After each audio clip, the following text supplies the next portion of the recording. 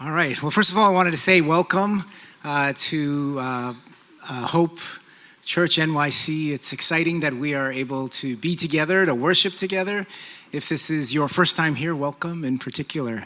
My name is Hal, and my wife and I, we've had the opportunity to come to Hope for almost 2.5 years now. Time just flies, and we've been so blessed by being just part of this congregation. As Brooklyn mentioned, this weekend has been part of our missions weekend, and I have the privilege to be able to help lead some of our missions team, which is Han is part of, and I want to call it Andrew, he's somewhere here, and Brian from Westside, and a number of other people to really come together and, as Brooklyn mentioned, hold this missions weekend. We're calling it missions weekend, and I'll talk a little bit about the feet in a second. But missions weekend, where it's one of the first times we've done this, and just to be able to come together and share, pray for the nations, hear stories. I don't know, for folks who may have been there yesterday, I thought it was a pretty remarkable time. For me personally, very challenging and invigorating in some ways to hear stories of folks who are serving here and serving around the world, to share the good news, to share this life-changing message that as Christians, we all hold dear. And if you go to the next slide, I just want to show some of the folks that were sharing yesterday. Next slide, please. We had folks like Dave Jennings. Sometimes he's here. Him and his wife help lead the New Life Community Church Health Center, which is outreaches in Queens to over 100 people from hundreds of nationalities and different socioeconomic statuses. As Han mentioned, the student outreach, and I just want to say how blessed I am. Because in college, I don't know for you, in college it was a fellowship that reached out to me that helped change my life. I have 2 boys in college, and we're praying that they would really deepen their relationship with God. We also had an opportunity to share with some of the missionaries that Hope Church supports. So you may know that a lot of the giving that you give goes abroad, goes to other people and organizations around the world. And one of the folks, Patrick and Tip, their actual picture is not up there, but their story is remarkable. That Patrick and Tip, they're in Thailand, and they, help lead some of these mission efforts. But actually, Patrick was on the road. He was a Buddhist monk in Thailand, and he was going to become a Buddhist monk, and very much led the Buddhist fellowship, I think it was, until somebody from Campus Crusade came, maybe on a summer trip, maybe on who knows, and came and shared with him the gospel, and his life was changed, was transformed.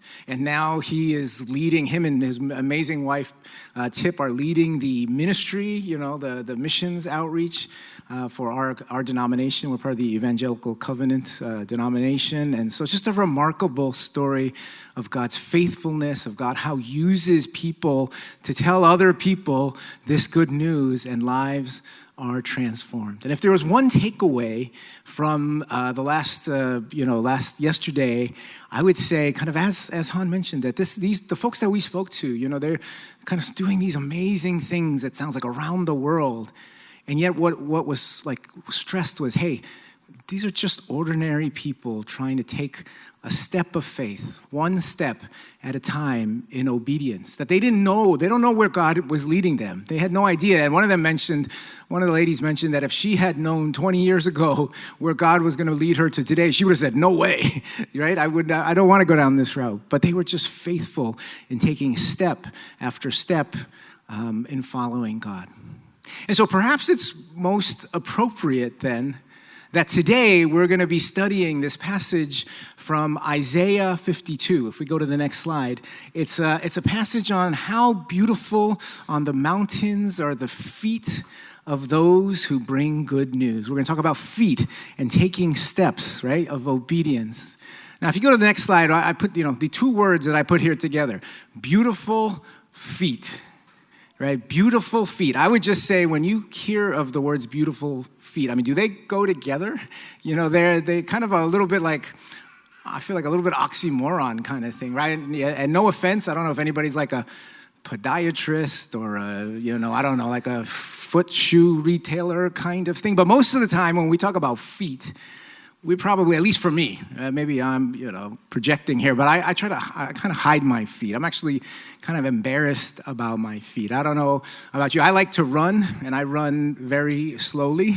But, people who run, you may know that your toenails kind of all turn black, and they kind of fall off. You get these calluses. This is TMI. I know it's Sunday, and you're kind of like, why am I hearing somebody talking about their grungy feet, right? But I think what's so interesting is that this passage in Isaiah, it says, how beautiful are the feet of those who bring good news. It doesn't say something, it could have said, how beautiful is the face of those who bring good news, right? Or how beautiful is the spirit of those who bring good news. But it doesn't say that. It says, how beautiful are the feet. And I want us to kind of ruminate on that a little bit. It's this idea that feet, right, where they get dirty, they get grungy, they get into the muck of stuff and of life. And yet that's how we move forward. That's how we take step by step by step of faith, and obedience involves our feet. Right? And so I just, it's actually a beautiful image. It's a great image of beautiful feet of those who bring good news. So let me do this. I want to dive into this verse. Okay, so what is this beautiful feet? What is this good news? What are the context? And what I want to start with is talking a little bit about the context and the historical perspective. When Isaiah was writing this, what was he meaning to his readers at the time? And then I want to talk a little bit about what are the implications. If that's the case, what does that mean for missions? Because today we're talking about missions. What does that mean for missions and our perspective of missions today? And then finally, we're going to talk a little bit about what does it mean for you and for me about this good news, okay?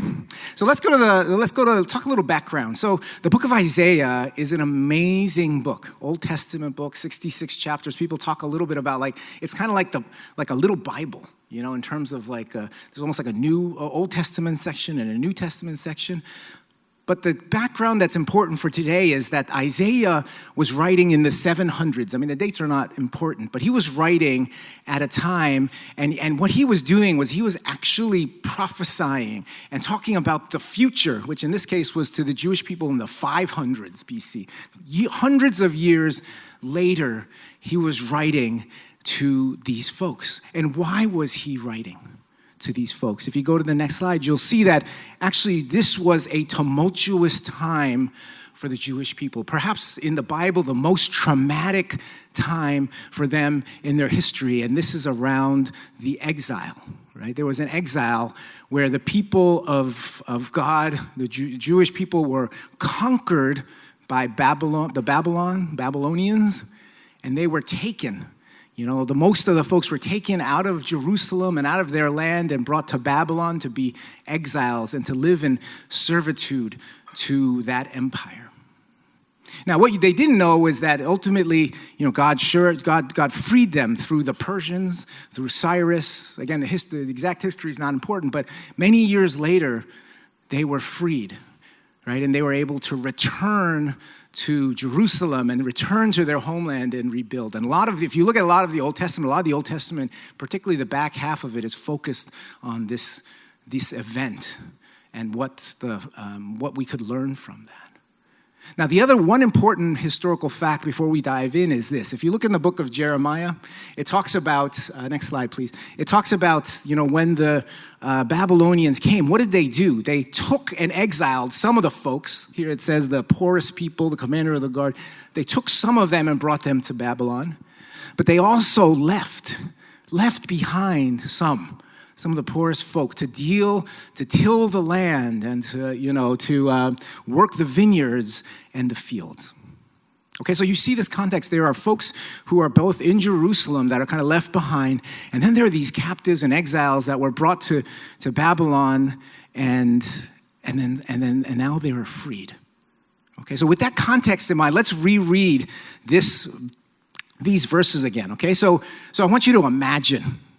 Okay, I want you to imagine if this was you back in the day, the reader kind of understanding what's actually going to happen. And what it says here is, how beautiful on the mountains are the feet of those who bring good news. So I want you to imagine, what was actually happening. This is one of those folks who was left behind, was sitting in Jerusalem. They were toiling every day. They were working. They were subjugated. They were in bondage. They had no hope. They didn't know what was going to happen. Actually, all their relatives and family, they got exiled, and they're in Babylon, and they're just day after day after day suffering in hardship, in captivity. And then all of a sudden, what Isaiah is writing is, somehow they could see in the one day, they could see in the distance, there's somebody coming. There's somebody coming. And when we talk about mountains, if you know the geography, and I've never been there before, and one day I hope to go to Jerusalem. Jerusalem's surrounded by mountains, right? It's surrounded by mountains. And somewhere in the distance, they see somebody coming. And they don't know what this is, who this person. And as they're looking, they see the person gets closer and closer, and they see that this is not a Babylonian. Right? This is not their enemy. This is actually, maybe it's their family, or maybe it's their relative. Somebody is coming to share something. And as they see that this is no longer kind of being attacked, that this person is actually free. And this person is coming. And then as you read this, what you see is the mountains, the feet of those who bring good news, who proclaim peace, who bring good tidings, who proclaim salvation, who say to Zion, your God reigns. Right? It says, listen, your watchmen lift up their voices. Suddenly there's a shout of joy, right? That they're free, right? They'll see it, and they burst into songs together. You ruins of Jerusalem, for the Lord has comforted his people. Sometimes I think it's almost hard to really understand. We never, I don't know, have you ever had to wait for somebody? Somebody's coming in the distance, and, off the mountains. I don't know, in the prior service, there was a couple from Colorado. They're like, yeah, we could see the deer or something, like that. Today, in these days and age, we have our phones. You have a message within 2 seconds, it's pressed on the thing, and everybody knows and everything. In those days, it was this idea that this message had to come. This message had to come of salvation, right? That there is freedom. And so, what does this tell us? If we go to the next slide, it's almost hard to imagine this life-changing news. One day you're in bondage and without hope, and the next day somebody comes and tells you, and you are free, right? And it's this idea that captives were coming and telling other captives, hey, you are free. This great news. You need to know this, that you are free. I was trying to think of what does that mean? How could I identify with that in my context today? Carol, my wife, and I were talking, is it what's the greatest news that I've ever heard? I'm trying to think, is it it's a restaurant that opened down the street. Man, I want to share that with somebody. Or it's like a new store that sells something, or, the Yankees win kind of thing, which I don't know, that seems highly unlikely, but I'm not going to jinx them. But the idea here is the best news, and that's great, but it really doesn't capture kind of the life-changing news that we see here. What I was thinking was the life-changing news would be something like, if somebody was sick and maybe was going to die, and yet somebody had something, a cure that they could share with you, and then you would be healed. You would be free. It would be like that kind of news. And as I was reflecting on that, I realized, hey, I've experienced something like that in my life, that is just a small piece of maybe what these captives were feeling. And if you go to the next slide, you'll see these 3 letters. I don't know, CBT. I don't know, has anybody ever heard of CBT? I mean, it stands for Cognitive Behavioral Therapy. But the reason I want to bring this up is this. For folks who may or may not know, my wife and I, had the opportunity to serve as what we call bivocational missionaries in East Asia. We'll say East Asia for sensitivity. And part of that, was not expected at all. We took a class back in the day called Perspectives, which is called Perspectives for Global Missions. I don't know if anybody, raise your hand if you've ever heard that. Most people have not, right? But it's a class about missions, and it just kind of messed up our life. Our life was going, we're going this way, and then suddenly our life was going this way, and we didn't expect that. But, we felt like God called us, like clear, God called us, okay, we're going to go to East Asia, and we're going to, not do anything great, just be obedient and live out what God called us to do. But you know what? It wasn't easy. I mean, we ultimately stayed there for 8 years, but that first year, I remember telling my wife, telling Carol, like, hey, you know what? We heard God wrong. We should pack up and we should go home because this is not the right place. It's cross-cultural, environment. I couldn't communicate very well. We were not connecting. And thanks be to God. Part of the agency that we went with, there's a very good community. They really supported us. We were encouraged. We prayed. But one thing that really helped me was one of the brothers said, hey, you sounds like you have anxiety. I don't know how many people have experienced that. I'm a healthcare professional, and I would wake up at 4 a.m. every morning with dripping in sweat. I looked it up. There's a poem or a song called the 4 a.m. Blues. I don't know if anybody's heard of it, but it's like every day, just so anxious, and just like we need to leave. And somebody recommended to me this is CBT, and this is not an ad for CBT, okay? But what was interesting was I felt so ashamed. I said, I don't have a mental health type of thing. Come on. But I was in such a place that I was like, I'm going to try it. And frankly, I went, and it changed my life. This idea of, and I don't know if folks may know CBT, it talks about negative thoughts and it talks about catastrophizing and all these kinds of things. You learn techniques and you can deal with it, and my life was changed. Now I sleep like a baby. You could ask Carol, like the amount of snoring and deep sleep that's happening. She probably would prefer the 4 a.m., blues kind of thing. But my point is this, is that I was suffering. I was in captive, and somebody gave me something that allowed me to break free of that bondage so that I could enjoy life again. I could live again. And now today, if somebody were to come to me and in a similar situation and say, hey, what about, I'm feeling this, I would say, hey, there is great news. I know exactly what you could benefit from. I want to share this with you, right? Because it'll change your life. It's kind of that order. I just want to, I'm trying to contextualize for us, like what did those Israelites or those exiles, them feel at this time?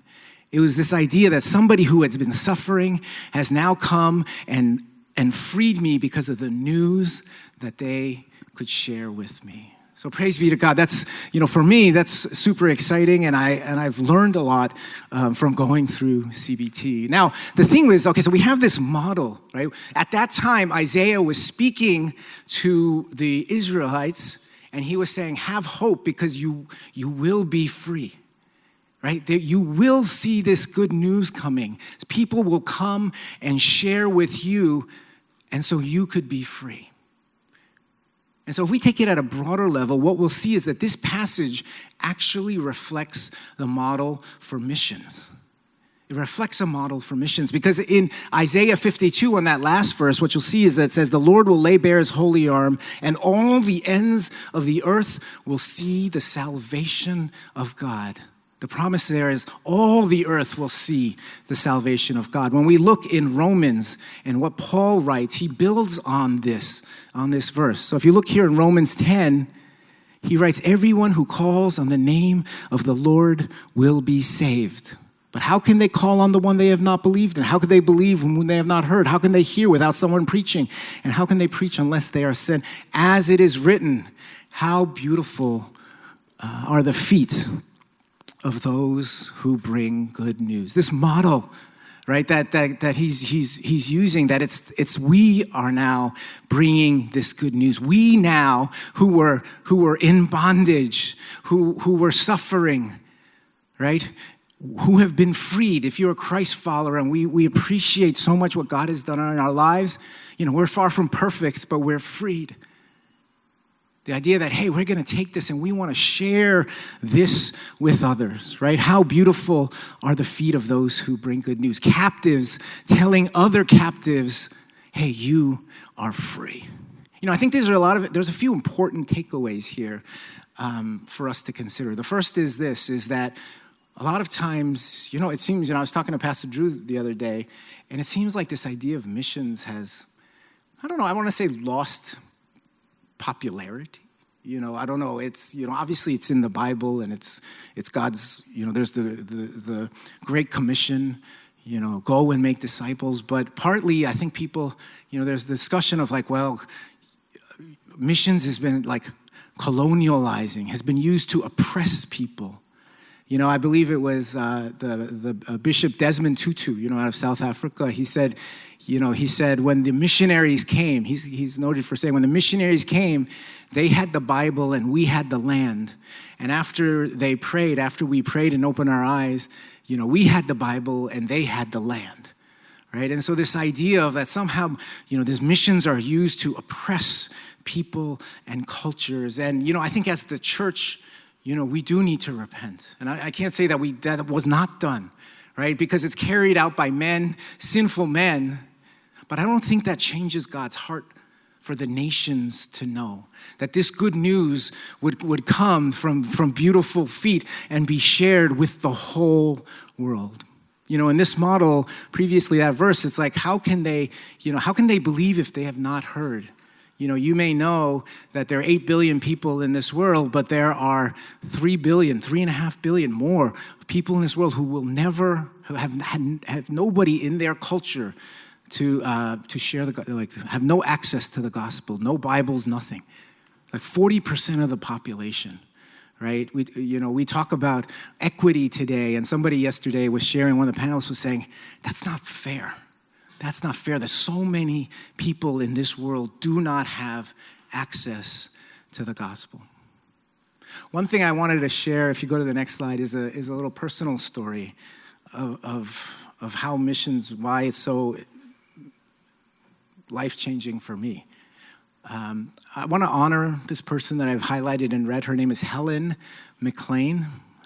As far as I know, she is an American Presbyterian missionary who back in the 1940s, now I'm talking 1940s, 1950s, had a heart for Chinese people in Shandong province. Now, I don't know if you may know China. It's just one part of China, Shandong, whatever prompted her to want to share this good news to Shandong people in China, I don't know. But you know what happened in the 1940s and 1950s, right? China, she was in China. China, kicked out all the missionaries, right? And so, where could she go? Where could she go? You know where she ended up? She ended up in Korea. Do you know why she ended up in Korea? Because all the Shandong Chinese people kind of trying to escape, they went over the peninsula and landed in Korea. And so there's a sizable Shandong population in Korea. And what it says, from the few records that I could find, it says the American missionary Helen joined the church staff, had a heart for young people. She not only opened Bible study groups on Saturdays for youth fellowship, but also taught English at the Overseas Chinese Middle School. This is the Chinese school, I guess, in Korea. And I just want to say that I am so thankful for what she did. And you know why? She's the woman in the middle there, on the front row. But if you look on the second row from the left, that's my father. That's my father. And, somebody once said to me, God has no grandchildren. So just because she shared with him, certainly doesn't mean that I'm a Christian. That's a decision that we all make, not from our parents. But I am just so thankful for what she did. That she heard the calling and she went out to share this amazing news with all these young people, opening up a Bible study on Saturday and teaching English, and so that my life was changed. And I just, one day, eventually when I get to heaven, I'm going to look for her, and I'm going to tell her thank you for what you did. And I was just sharing that with somebody, and that person said, she probably won't remember, she probably won't know, like, who?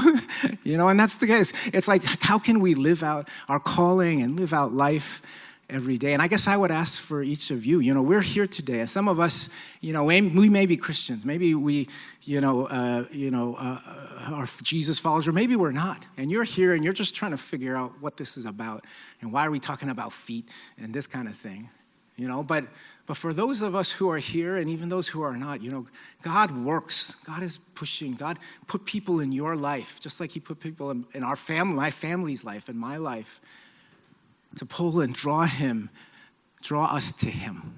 And we just want to remember, and we just want to thank them. I guess the last thing as we talk about here is like, what would prompt this missionary, Helen McLean? And, my dad would say, oh, she was this white-haired old woman who drove a Jeep, this kind of, what would prompt her to want to go and reach out to Shandong people in China and then in Korea? Like, what was that good news? What happened and what was that good news in her life that just changed her life and her direction and her purpose? If you go to the next slide, what's so interesting is this Isaiah 52 not only is a passage to talk about what the Jewish people experienced in their exile, and is not only a model for the way that we should be thinking about missions, but also is a fulfillment of Jesus. Like Jesus is a fulfillment of this passage, of the good news, of the freedom that we would have. Because what you see here is how beautiful on the mountains are the feet of those who bring good news, who proclaim peace.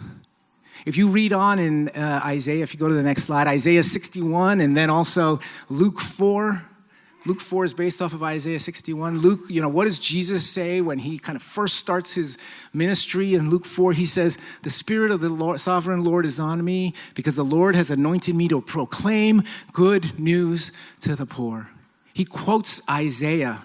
He says, I am the fulfillment, right? Today, this scripture is fulfilled in your hearing. I am the fulfillment of what Isaiah wrote. Isaiah at the time, he had no idea. He was just writing what God was telling him, that there would be this fulfillment, there would be this good news that the world would know.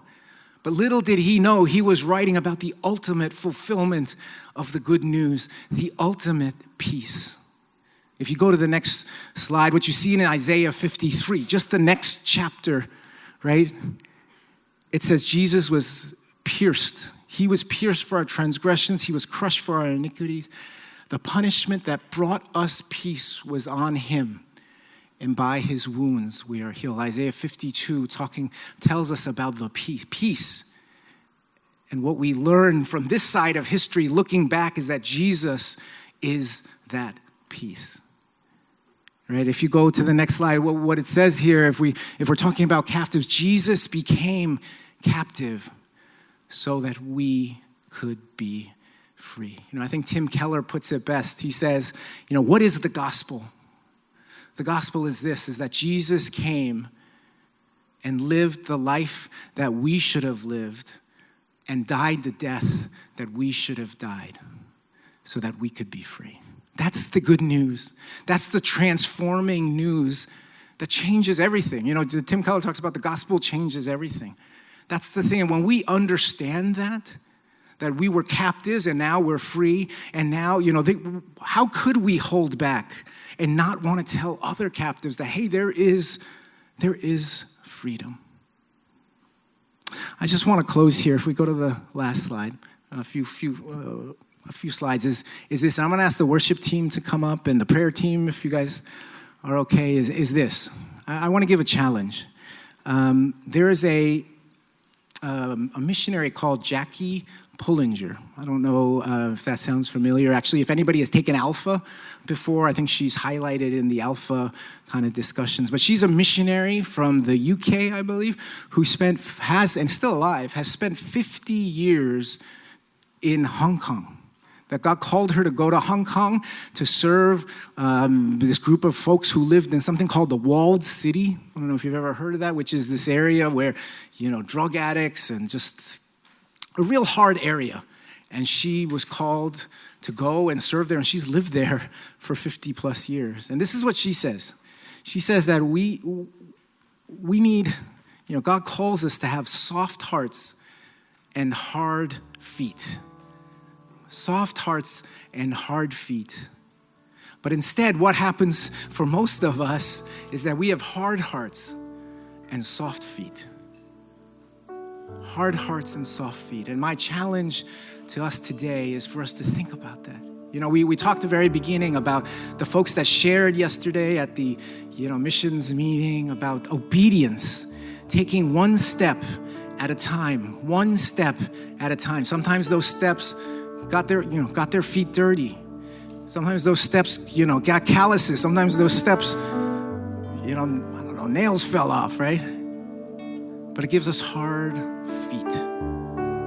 feet so that we could go, whether that's locally, not all of us are called to go to Hong Kong or go to wherever it might be, but even locally, here locally, to have that soft heart and that hard feet because of the good news that we have. I just want to put up one last slide, which is a slide that we shared yesterday of how can I get involved? If you're sitting there and you're thinking today and you're ideally feeling challenged, what can you do? I want you to think about these few things. First, learn more. There's a joshuaproject.net. It's a site that looks at all the people in the world. It's just a lot of statistics. But I challenge you to go look at those statistics and not be changed and not be moved, right? Of all the people in this world who don't have a Helen McLean, who don't have you and I to hear that gospel from, to take action, to get involved in local outreach, to give. In the next few weeks, we'll be talking about Extending Hope, which supports so many of these different types of missionary groups. Give till it hurts. Give till it past it hurt. Till it hurts even more, right? Support. Use what God has blessed you with, and pray. If you want to receive missionary prayer letters, please pray. Pray with them, and then. Finally, a plug for the Hope Missions team. If you're interested, come speak to me or to Han or to Andrew. We'd love to have your participation. So we're just going to kind of move into a moment here of worship, of response. Why don't you close your eyes and just reflect on this word of beautiful feet, of good news, of great news. Think about who was that person for you that came and shared that good news with you, and what does that mean for you today? How can you hold that in? Let it go. Let other people hear this good news as well.